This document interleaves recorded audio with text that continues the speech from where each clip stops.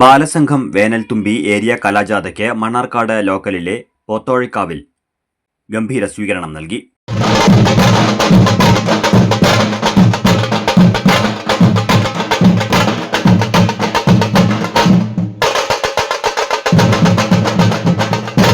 സംഘടക സമിതി convener T Harilal സ്വാഗതം പറഞ്ഞ ചടങ്ങിൽ Balasangham village convener K Krishnadas അധ്യക്ഷത വഹിച്ചു.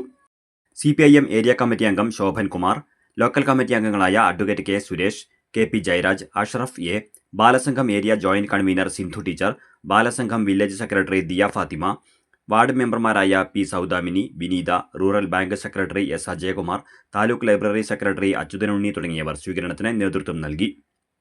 സ്വീകരണത്തിന് മുന്നോടിയായി പ്രദേശത്തെ കുട്ടികളുടെ നേതൃത്വത്തിൽ ബാലോത്സവവും അരങ്ങേറി.